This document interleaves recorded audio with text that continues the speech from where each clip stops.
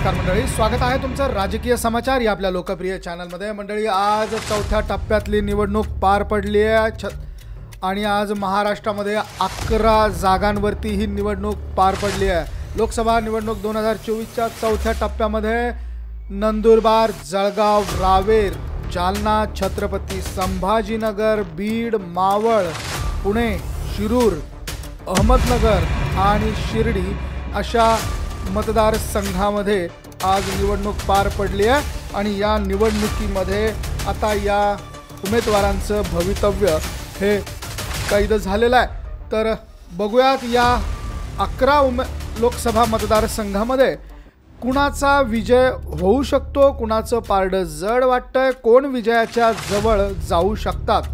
तर मंडळी, सगळ्यात सुरुवातीला महाराष्ट्रामध्ये जी राजकीय परिस्थिती उद्भवली आहे त्या परिस्थितीमध्ये महायुती आणि महाविकास आघाडी असे प्रमुख 2 पक्ष किंवा प्रमुख 2 घटक आपल्याला लक्षात घ्यावे लागणार आहेत। त्यामध्ये महायुतीमध्ये मुख्यमंत्री एकनाथ शिंदे, अजित पवार आणि देवेंद्र फडणवीस यांच्या सोबतचे उमेदवार आणि त्यांच्या विरोधात महाविकास आघाडीमध्ये शरद पवार, उद्धव ठाकरे तसेच काँग्रेसचे उमेदवार। या उमेदवारांमध्ये काही ठिकाणी सरळ लढती आहेत, तर काही ठिकाणी ही राष्ट्रवादी विरुद्ध राष्ट्रवादी अशी लढत आहे, तर काही ठिकाणी शिवसेना विरुद्ध शिवसेना अशा देखील लढती आपल्याला बघायला मिळणार आहेत। तर या संपूर्ण प्रकारामध्ये 2019ची जर का आपण गोष्ट केली किंवा 2019चे निकाल जर का आपण पाहिले तर या 11 मतदारसंघांपैकी 9 मतदारसंघांमध्ये भाजप आणि उद्धव ठाकरे यांच्या शिवसेनेचा विजय हा बघायला मिळालेला होता। परंतु आता 2024 मध्ये हे सगळं चित्र वेगळं असण्याची शक्यता आहे आणि ज्या 2 जागा होत्या 11 जागांपैकी 9 जागांवरती भाजप आणि उद्धव ठाकरे यांच्या शिवसेनेचे उमेदवार विजयी झाले होते आणि ज्या 2 जागा होत्या त्या 2 जागांपैकी एका जागेवरती MIM पक्षाचे छत्रपती संभाजीनगर त्यावेळेचा औरंगाबाद लोकसभा मतदारसंघात इम्तियाज जलील यांनी बाजी मारलेली होती आणि शिरूर लोकसभा मतदारसंघामध्ये डॉक्टर अमोल कोल्हे जे राष्ट्रवादीकडून ही निवडणूक लढवत होते त्यांनी बाजी मारलेली होती। तर या संपूर्ण प्रकारामध्ये आता मोदींना जर का पंतप्रधान व्हायचं असेल तर ह्या 11 लोकसभा मतदारसंघांमध्ये मोदींना पंतप्रधान बनवण्याची ताकद आहे। कारण आतापर्यंत ज्या 3 टप्प्यांमध्ये मतदान पार पडलेलं आहे आणि त्या मतदानाचा कौल बघता आजच्या ज्या चौथ्या टप्प्यातलं मतदान जे आहे ते अत्यंत महत्त्वाचं आहे। यामधनं जे उमेदवार विजयी होणार आहेत भाजप तसेच महायुतीचे ते उमेदवार मोदी पंतप्रधान होतील की नाही हे ठरवणारी ही अत्यंत महत्त्वाची आजची निवडणूक महाराष्ट्रामध्ये पार पडलेली आहे। तर इंडिया अलायन्स यांचं देखील खूप मोठे कामं या सगळ्या दरम्यान आपल्याला बघायला मिळालेले आहे। तर मंडळी, या संपूर्ण प्रकारात आता आपण सुरुवात करूयात नंदुरबारपासून। नंदुरबार लोकसभा मतदारसंघामध्ये हिना गावित आणि गोवाल पाडवी यांच्यामध्ये लढत झालेली आहे आणि या लढतीमध्ये 2019ला हिना गावित ह्या विजयी झालेल्या होत्या आणि गोवाल पाडवी जे आहेत त्यांचा या निवडणुकीमध्ये काँग्रेसकडनं त्यांना ही उमेदवारी देण्यात आलेली होती। आणि सगळ्यात महत्त्वाचं म्हणजे या नंदुरबार लोकसभा मतदारसंघामध्ये जी काँग्रेसची सभा झाली त्या सभेला अत्यंत मोठा आणि अत्यंत चांगला प्रतिसाद बघायला मिळाला आणि ज्या पद्धतीनं हा प्रतिसाद बघायला मिळाला त्यावरनं गोवाल पाडवी यांचं पारडं हे नंदुरबारमधनं जरा जड जाणवत आहे आणि ते विजयाच्या जवळ पोहोचू शकतात असं लक्षात घेता येण्यासारखं आहे। त्यानंतर पुढचा मतदारसंघ आहे जळगाव मतदारसंघ। जळगाव मतदारसंघामध्ये देखील अत्यंत चुरशीचा सामना हा बघायला मिळणार आहे, कारण जळगावमधनं स्मिता वाघ ह्या भाजपकडनं रिंगणात होत्या तर करण पवार हे ठाकरे गटाकडनं रिंगणात होते। आणि या ठिकाणी ज्या पद्धतीचं राजकारण बघायला मिळालेलं आहे, 2 गट पडल्यानंतर राष्ट्रवादी आणि शिवसेना फुटल्यानंतर ज्या पद्धतीनं या सगळ्या प्रकाराची चाचपणी झाली आहे किंवा जसा हा विभाग हे वेगळे झालेले आहेत त्यानंतर या ठिकाणी जळगावमधनं स्मिता वाघ या भाजपच्या उमेदवार आहेत आणि त्यांच्यासाठी विविध सभा देखील जळगाव मतदारसंघामध्ये पार पडलेल्या आहेत आणि स्मिता वाघ यांचं पारडं जळगावमधनं जड असल्याचं सांगितलं जात आहे. त्या विजयाच्या जवळ पोहोचू शकतात असं देखील बोललं जात आहे. तर स्मिता वाघ या जळगाव लोकसभा मतदारसंघामध्ये भाजपच्या उमेदवार आहेत आणि करण पवार हे या जळगाव लोकसभा मतदारसंघामधले उमेदवार आहेत आणि स्मिता वाघ ह्या विजयाच्या जवळ जाऊ शकतात असं बोललं जात आहे. तर पुढचा मतदारसंघ आहे रावेर मतदारसंघ. रावेर मतदारसंघ अत्यंत महत्त्वाचा मतदारसंघ आहे कारण इकडे दिग्गज नेत्यांची भरण आहे. दिग्गज म्हटलं गेलं तर रक्षा खडसे आणि श्रीराम पाटील यांच्यामध्ये ही लढत होती आहे. रक्षा खडसे यांना भाजपनं उमेदवारी दिलेली आहे आणि श्रीराम पाटील हे शरद पवार गटाचे उमेदवार आहेत. आता श्रीराम पाटील यांना उमेदवारी देण्याआधी रक्षा खडसे यांचे सासरे एकनाथ खडसे यांनी राष्ट्रवादी काँग्रेस शरद पवार गटामधनं एक्झिट घेतली होती आणि ते भाजपमध्ये जाणार. त्याचबरोबर रक्षा खडसे यांचे आणि त्यांचे फोटोज देखील व्हायरल झाले होते. ज्यावेळेस त्यांनी उमेदवारी अर्ज भरायला त्या गेलेल्या होत्या त्यावेळेस देखील त्यांचे फोटोज वगैरे व्हायरल झालेले होते आणि आता रक्षा खडसे या भाजपच्या उमेदवार आहेत आणि रावेरमध्ये भाजपचं नेटवर्क चांगलं आहे. मागच्या वेळेस त्या या मतदारसंघामधून निवडून आलेल्या होत्या आणि त्यामुळे त्यांची उमेदवारी ही कंटिन्यू करण्यात आलेली होती. परंतु इकडे शरद पवार गटाचे श्रीराम पाटील यांना उमेदवारी देण्यात आलेली आहे. तर श्रीराम पाटील यांचा प्रभाव रावेर मतदारसंघामध्ये किती आहे आणि कशा पद्धतीनं त्यांनी मतदारसंघाची बांधणी केली आहे त्याचबरोबर मतदारसंघामध्ये त्यांचं नेटवर्क किती स्ट्रॉंग आहे यावरनं त्यांची ताकद लक्षात घेता येण्यासारखी आहे. तर या ठिकाणी रक्षा खडसे यांचं नेटवर्क हे स्ट्रॉंग मानलं जातं आणि त्याचबरोबर एकनाथ खडसे यांची त्यांना साथ मिळाल्यामुळं ते नेटवर्क आणखी स्ट्रॉंग झाल्याचं देखील बोललं गेलं आणि त्यामुळे रावेरमधनं रक्षा खडसे ह्या विजयाच्या जवळ जाऊ शकतात असं देखील बोललं जात आहे. रक्षा खडसे या विजयाच्या जवळ जातील. त्यांचा विजय या ठिकाणाहून होऊ शकतो असं आजच्या मतदानाच्या कौलामधून सांगण्यात येत आहे. तर रक्षा खडसे एकनाथ खडसे यांच्या सून आहेत आणि त्या रावेर या लोकसभा मतदारसंघामधनं ही निवडणूक लढत आहेत. तर रावेर लोकसभा मतदारसंघामधनं रक्षा खडसे ह्या विजयाच्या जवळ पोहोचतील असं सांगितलं जाऊ लागलेलं आहे. तर पुढचा मतदारसंघ आहे जालना लोकसभा मतदारसंघ. अत्यंत महत्त्वाचा हा मतदारसंघ आहे. जालना लोकसभा मतदारसंघामध्ये यावेळेस सरळ लढत जी झालेली होती ती रावसाहेब दानवे आणि कल्याण काळे यांच्यामध्ये ही लढत झाल्याचं बोललं जात आहे आणि अत्यंत महत्त्वाचा मुद्दा हा जालना लोकसभा मतदारसंघामध्ये आहे कारण जालना लोकसभा मतदारसंघामधनं मराठा आरक्षण आंदोलक मनोज जरांगे पाटील यांनी जी सुरुवात केलेली होती ती अंतरवाली सराटी हे गाव अंबड तालुक्यात येतं आणि अंबड तालुक्यातल्या जालना लोकसभा मतदारसंघामध्ये हे गाव येतं. त्यामुळे जालना लोकसभा मतदारसंघात अत्यंत महत्त्वाची ही लढत आहे आणि मराठा आरक्षण आंदोलक मनोज जरांगे पाटील यांनी रावसाहेब दानवे यांच्या विरोधात केलेली वक्तव्य ज्यावेळेस भोकरदन हे रावसाहेब दानवे यांचा बालेकिल्ला मानला जातो त्या ठिकाणी ज्या पद्धतीनं मराठा आरक्षणाचे पोस्टर्स वगैरे फाडण्यात आलेले होते आणि त्यावरनं जो वाद बघायला मिळालेला होता त्या वादावरनं रावसाहेब दानवे हे बॅकफूटवर गेल्याचं बोललं जात आहे. त्याचबरोबर अत्यंत महत्त्वाचा मुद्दा या लोकसभा मतदारसंघामध्ये चालला तो म्हणजे मंगेश साबळे ज्यांनी गुणरत्न सदावर्ते यांच्या गाड्यांची तोडफोड करत त्यांना अटक करण्यात आलेली होती आणि मराठा आरक्षण लढ्यामध्ये ते मनोज जरांगे पाटील यांच्या कायम समवेत होते. त्यांना समर्थन ते देत होते आणि त्यांनी ज्या पद्धतीनं मतदारसंघामध्ये त्यांचे दौरे आखले होते त्या दौऱ्यावरनं मंगेश साबळे हे प्रचंड मोठ्या प्रमाणात या ठिकाणी एक की फॅक्टर म्हणून समोर येऊ शकतात. परंतु कल्याण काळे यांचं देखील नेटवर्क या मतदारसंघामध्ये चांगलं आहे.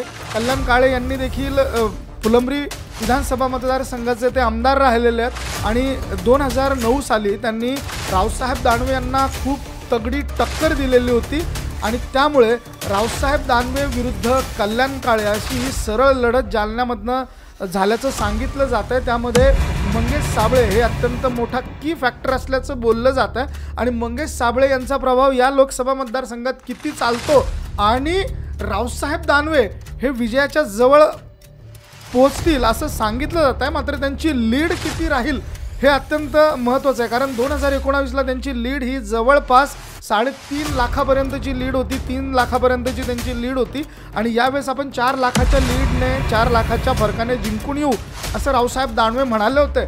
परंतु आता या सगळ्या वातावरणामध्ये मंगेश साबळे यांनी किती मतदान ते घेणार आहेत यावरनं त्यांची लीड आणि ते विजयाच्या किती जवळ जातील हे देखील पाहणं तितकंच महत्त्वाचं आहे. परंतु कल्याण काळे आणि रावसाहेब दानवे यांच्या सरळ लढतीमध्ये रावसाहेब दानवे यांचं पारडं सध्या तरी जड असल्याचं बोललं जात आहे. ते विजयाच्या जवळ जातील असं बोललं जात आहे. तर मंडळी, पुढचा मतदारसंघ छत्रपती संभाजीनगर मतदारसंघ. शिवसेनेचा बालेकिल्ला म्हणून हा मतदारसंघ ओळखला जातो आणि या शिवसेनेच्या बालेकिल्ल्यातूनच शिवसेनेची खऱ्या अर्थाने सुरुवात झाली मराठवाड्यात असं सांगितलं जातं. आणि त्यावेळेस चंद्रकांत खैरे हे अत्यंत महत्त्वाचे उमेदवार बाळासाहेब ठाकरे यांचे होते आणि त्यांनी निर्विवादपणे पुढील काही वर्ष सलग छत्रपती संभाजीनगरचं प्रतिनिधित्व केलेलं आहे आणि आता 2019मध्ये त्यांचा पराभव हा बघायला मिळाला होता.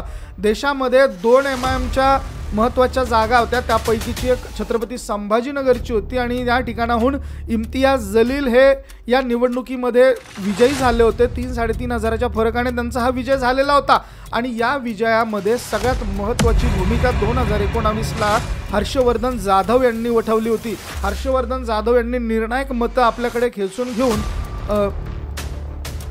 चंद्रकांत खैरे यांच्या पराभवाला ते कारणीभूत ठरले असं मतदारसंघात बोललं गेलं होतं. परंतु आता 2024ची परिस्थिती वेगळी आहे. हर्षवर्धन जाधव या निवडणुकीत उभे आहेत, परंतु त्यांचा प्रभाव 2019 सारखा बिलकुल या मतदारसंघात दिसलेला नाही आहे. परंतु आता एकनाथ शिंदे यांच्या गटाकडनं ही जागा भुमरे यांना मिळालेली होती आणि भुमरे या जागेवरती लढत होते. एकनाथ शिंदे महायुतीचे ते उमेदवार होते. चंद्रकांत खैरे हे छत्रपती संभाजीनगरमध्ये उद्धव ठाकरे गटाचे तसेच महाविकास आघाडीचे उमेदवार होते आणि इम्तियाज जलील हे MIMकडनं ही निवडणूक लढवत होते.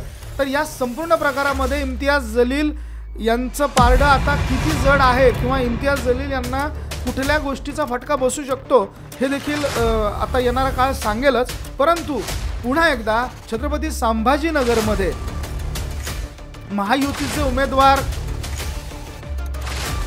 संदीपान भुमरे यांचं पारडं जड असल्याचं सांगितलं जात आहे. कारण त्यांनी ज्या पद्धतीनं या संपूर्ण लोकसभा मतदारसंघामध्ये कार्यकर्त्यांची तसेच काही आमदार मंडळींची आणि माजी आमदार मंडळींची मोठ बांधली आहे आणि त्यावरनं ते आता खैरेंना टक्कर देतील असं देखील मतदारसंघामध्ये बोललं जाऊ लागलेलं आहे. खैरे हे आता महाविकास आघाडीकडनं आहेत, त्यामुळे काहीशी हिंदुत्ववादी मतं ही खैरेंच्या विरोधात जातील असं देखील बोललं जात आहे.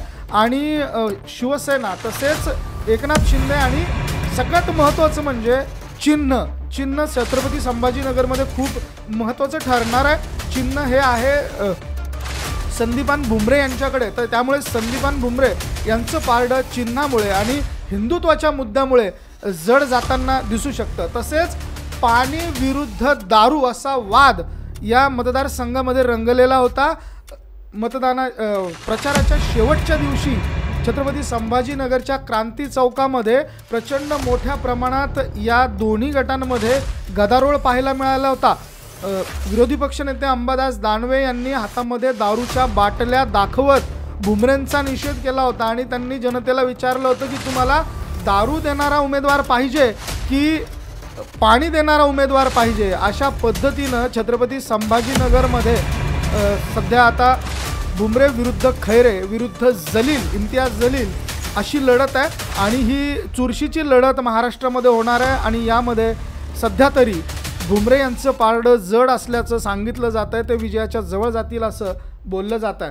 तर पुढचा मतदारसंघ आहे शिरूर लोकसभा मतदारसंघ. शिरूर लोकसभा मतदारसंघामध्ये देखील जसं छत्रपती संभाजीनगरमध्ये शिवसेना विरुद्ध शिवसेना होती, तशी शिरूरमध्ये राष्ट्रवादी विरुद्ध राष्ट्रवादी अशी सरळ लढत बघायला मिळणार आहे. कारण शिवाजीराव आढळराव पाटील हे आता अजित पवार यांच्या गटाकडनं राष्ट्रवादीकडनं ही निवडणूक लढतात, तर डॉक्टर अमोल कोल्हे हे शरद पवार यांच्या गटाकडनं राष्ट्रवादीच्या गटाकडनं ते ही निवडणूक लढतात. शिरूरमधली ही निवडणूक अत्यंत चुरशीची होणार आहे। अमोल कोल्हे हे शरद पवारांच्या गटाकडनं ही निवडणूक लढतील आणि आढळराव पाटील हे अजित पवार यांच्या गटाकडनं ही निवडणूक लढणार आहेत। तर शिरूर मतदारसंघामध्ये अमोल कोल्हे यांनी आढळराव पाटील यांचा 2019ला पराभव केला होता। त्यावेळेस आढळराव पाटील हे शिवसेनेमध्ये होते। उद्धव ठाकरे यांची एकमेव शिवसेना त्यावेळेस होती 2019ला आणि त्यावेळेस आढळराव पाटील हे शिवसेनेत होते, परंतु आता ते शिवसेनेतून बाहेर पडून अजित पवार यांच्या गटामध्ये सामील झाल्यात आणि यावेळेस ते आता पुन्हा उमेदवार दोन्ही सारखेच आहेत, परंतु यावेळेस पक्ष बदललेले आहेत। त्यामुळे मतदार देखील काहीसा प्रमाणात संभ्रमावस्थेत असल्याचं बोललं गेलं आणि नेमकं मतदान करायचं कुणाला, कारण आता दोनही राष्ट्रवादीचेच उमेदवार असल्यामुळे नेमकं मतदान करायचं कुणाला या संभ्रमावस्थेत मतदार असल्याचं बोललं गेलं। परंतु या ठिकाणी पुन्हा एकदा अमोल कोल्हे यांचंच पारडं जड असल्याचं बोललं जातं। अमोल कोल्हे हे विजयाच्या जवळ जाऊ शकतात असं बोललं जाऊ लागलेलं आहे। राष्ट्रवादी विरुद्ध राष्ट्रवादी अशी लढत ही मावळमध्ये झालेली आहे आणि या मावळच्या लढतीमध्ये अमोल कोल्हे शरदचंद्र पवार गटाचे राष्ट्रवादी काँग्रेसचे हे विजयाच्या जवळ जाऊ शकतात असं देखील बोललं जाऊ लागलेलं आहे। तर पुढचा मतदारसंघ आहे मावळ लोकसभा मतदारसंघ। मावळ लोकसभा मतदारसंघामध्ये एकनाथ शिंदे गटाचे श्रीरंग बारणे तसेच ठाकरे गटाचे संजोग वाघिरे हे एकमेकांच्या विरोधात होते आणि या ठिकाणी देखील शिवसेना विरुद्ध शिवसेना अशी लढत बघायला मिळाली होती। शिवसेना ठाकरे गट आणि शिवसेना शिंदे गट अशी ही लढत होती, परंतु या लढतीमध्ये संजोग वाघिरे हे काहीसे नवखे असल्याचं बोललं जात आहे आणि त्याचबरोबर श्रीरंग बारणे यांनी 2019मध्ये अजित पवारांचे सुपुत्र त्यांचा पराभव केलेला होता, त्यामुळे त्यांच्याकडचा अनुभव या ठिकाणी कामाला येईल आणि तो अनुभव आणि त्यांची जी फळी आहे, शिवाय ते विद्यमान खासदार देखील राहिलेले आहेत मावळ लोकसभा मतदारसंघाचे, त्यामुळे त्यांचं नेटवर्क हे संजोग वाघिरे यांच्यापेक्षा तगडं असल्याचं मावळमधनं बोललं जातं आणि श्रीरंग बारणे हे पुन्हा एकदा विजयाच्या जवळ जाऊ शकतात असं देखील मावळ लोकसभा मतदारसंघामधनं बोललं जाऊ लागलेलं आहे। तर मंडळी, पुढचा मतदारसंघ आहे पुणे लोकसभा मतदारसंघ। पुणे लोकसभा मतदारसंघ देखील अत्यंत महत्त्वाचा आहे आणि इथेही खूप महत्त्वाच्या आणि चुरशीच्या लढती बघायला मिळणार आहेत, कारण पुणे लोकसभा मतदारसंघामध्ये नुकताच नवनिर्वाचित असलेले विधानसभेचे आमदार रवींद्र धंगेकर हे काँग्रेसकडनं रिंगणात होते, तर मुरलीधर मोहोळ हे पुण्याचे महापौर राहिलेले आहेत हे देखील रिंगणात होते आणि त्याचबरोबर मनसेमधनं वंचित बहुजन आघाडीमध्ये गेलेले वसंत मोरे हे देखील या ठिकाणी तगडी लढत देत होते। तर वसंत मोरे त्याचबरोबर मुरलीधर मोहोळ आणि रवींद्र धंगेकर यांच्यामध्ये ही लढत होणार आहे आणि ही तुल्यबळ लढत असणार आहे। पुणे लोकसभा मतदारसंघामध्ये सध्या रवींद्र धंगेकर हे आमदार आहेत आणि त्यांचं नेटवर्क देखील पुणे लोकसभा मतदारसंघात अत्यंत तगडं आहे, परंतु राज्याचे गृहमंत्री आणि उपमुख्यमंत्री देवेंद्र फडणवीस यांचे अत्यंत विश्वासू असलेले आणि निकटवर्तीय असलेले मुरलीधर मोहोळ हे देखील पुणे ग्रामीण तसेच पुणे शहर भागात त्यांचं चांगलं वर्चस्व असल्याचं सांगितलं जात आहे आणि त्याचबरोबर मुरलीधर मोहोळ यांच्या मागे देवेंद्र फडणवीस हे खंबीरपणे उभं राहिल्याचं या लोकसभा मतदारसंघात बघायला मिळालं।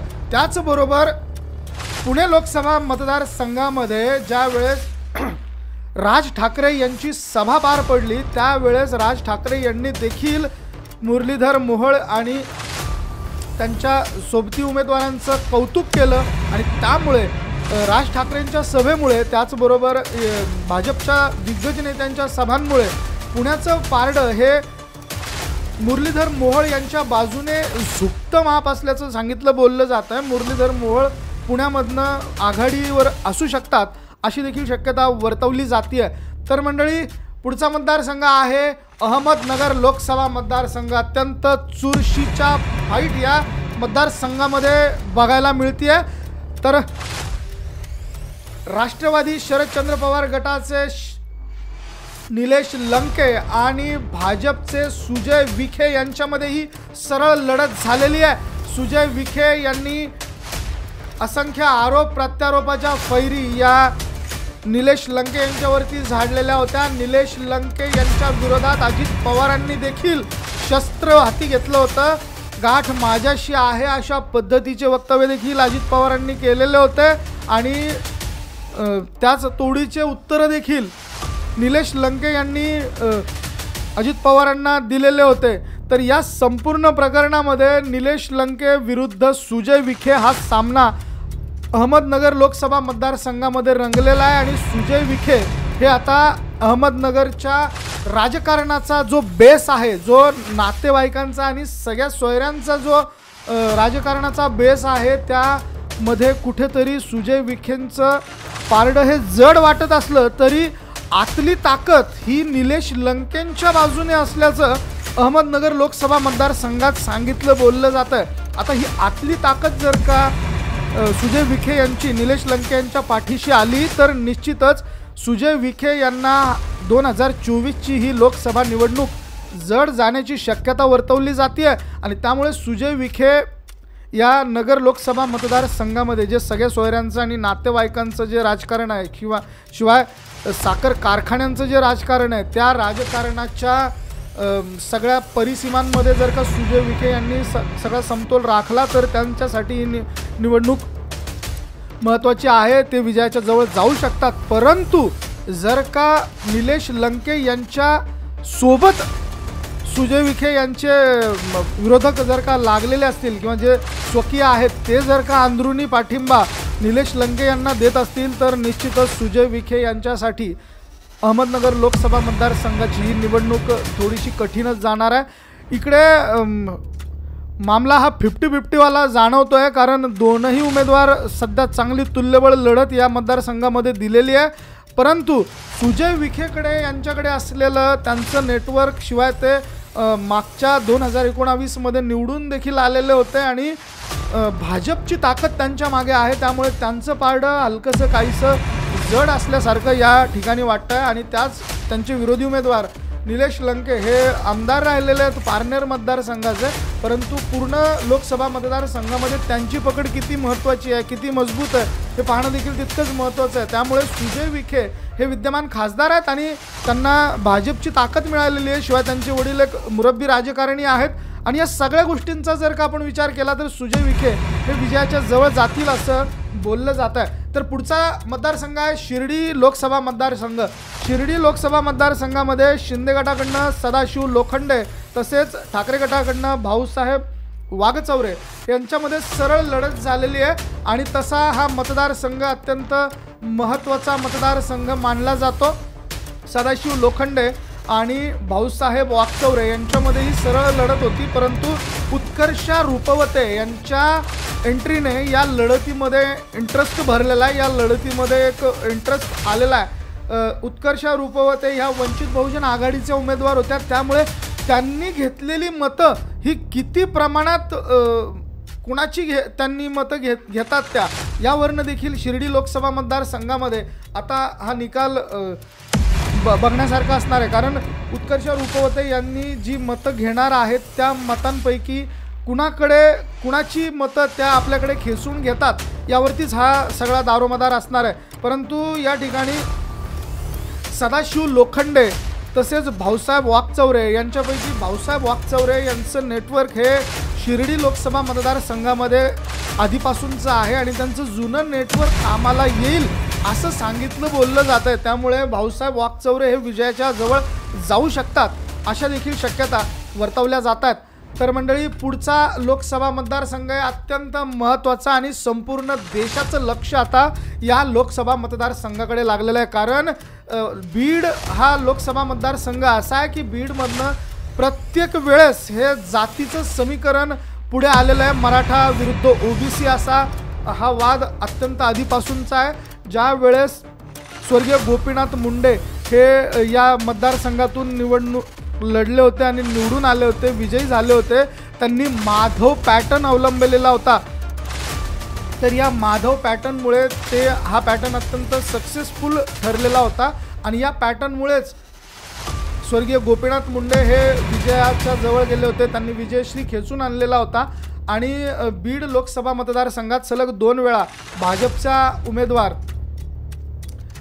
या प्रीतम मुंडे या विजयी झालेल्या आहेत आणि प्रीतम मुंडे यांची उमेदवारी नाकारून यावेळेस पंकजा मुंडे यांना उमेदवारी देण्यात आलेली होती आणि त्यांच्या विरोधातले उमेदवार होते राष्ट्रवादी शरदचंद्र पवार गटाचे बजरंग बाप्पा सोनवणे।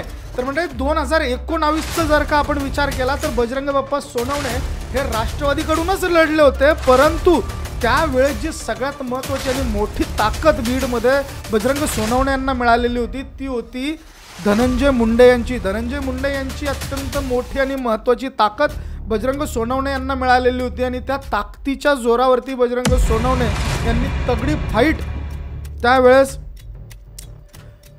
मुंडे भगिनींना दिलेली होती आणि त्यावेळेस मराठा विरुद्ध ओबीसी असा वाद देखील काहीसा तितक्या प्रमाणात नव्हता, कारण मराठा आरक्षणाचं लोन ज्या 2 महत्त्वाच्या मतदारसंघांमध्ये पसरलेलं आहे त्यापैकीचा बीड आणि जालना तसेच परभणी हे 2-3 मतदारसंघ लागून आहेत, या एकमेकांच्या बाउंड्रीज या मतदारसंघांना लागून आहेत, त्यामुळे मराठा आरक्षण तसेच गोदापट्टाचा हा भाग आहे, माजलगाव त्याचबरोबर परळी वगैरे असा जो भाग आहे या भागामध्ये मराठा विरुद्ध ओबीसी हे कार्ड नेहमीच चालत आलेलं आहे आणि ते कार्ड आता किती पद्धतीनं वर्कआउट होतं आहे याकडे देखील सगळ्यांचं लक्ष लागलेलं आहे। आणि बीड लोकसभा मतदारसंघामध्ये काही दिवसांपूर्वी पंकजा मुंडे यांनी नगरला सुजय विखे यांच्यासाठीची जी सभा झाली होती त्या सभेमध्ये मी अडचणीत असतानाही माझ्या भावाच्या विजयासाठी नगरमध्ये आलेले आहे, हे जे वक्तव्य त्यांनी केलेलं होतं ते अत्यंत बोलकं वक्तव्य होतं, कारण